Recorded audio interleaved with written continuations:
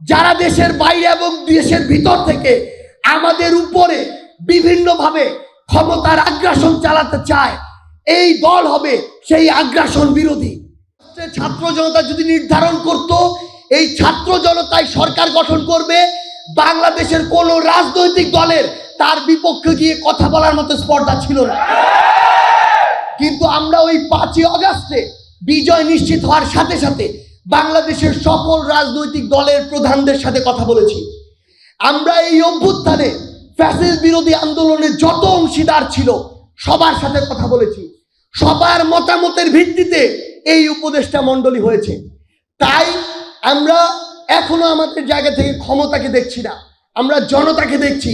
জনতাকে সামনে রেখে অন্তর্বর্তীকালীন সরকার যদি মনে করে ডিসেম্বরে, জানুয়ারিতে, ফেব্রুয়ারিতেই নির্বাচনের উপযুক্ত সময়, আমরা দ্বিমত করব না। কিন্তু আমরা স্পষ্ট করে একটা কথা বলি, যদি এই নির্বাচনটিকে যে কোনো শক্তি, যে কোনো পক্ষ, যে কোনো গোষ্ঠী এই নির্বাচনকে সামনে রেখে বিন্দু মাত্র ক্ষমতার অপব্যবহার করার চিন্তা করে, বিন্দু মাত্র প্রভাবিত করার চেষ্টা করে যে কোনো বাংলাদেশের একটি সেন্টারে, তাহলে ওই সেন্টারটি হবে আমাদের পাল্টা আরেকটি অভ্যুত্থানের ক্ষেত্র। এই নির্বাচন বাংলাদেশের অর্ধ শতাব্দীর ইতিহাসের সবচেয়ে সেরা স্বচ্ছ নির্বাচন হতে হবে।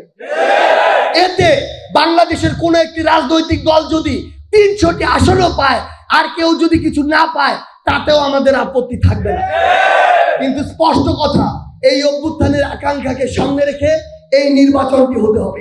যারা দেশের বাইরে এবং দেশের ভিতর থেকে আমাদের উপরে বিভিন্নভাবে ক্ষমতার আগ্রাসন চালাতে চায়, এই দল হবে সেই আগ্রাসন বিরোধী। এই খুনি হাসিনা থেকে আমাদের অসংখ্য কিছু শিক্ষা নেয়ার আছে। এই খুনি হাসিনা তার নিজেকে বাঁচানোর জন্য নিজে দেশ ছেড়ে পালিয়েছে, তার পরিবারের সদস্যদেরকে বাঁচানোর জন্য নিজে পালানোর আগে তাদেরকে সেফ এক্সিট দিয়েছে।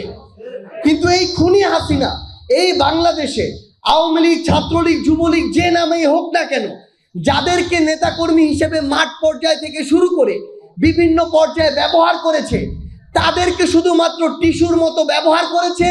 আর বিপদে এভাবে রাস্তাঘাটে ফেলে পালিয়ে চলে গেছে।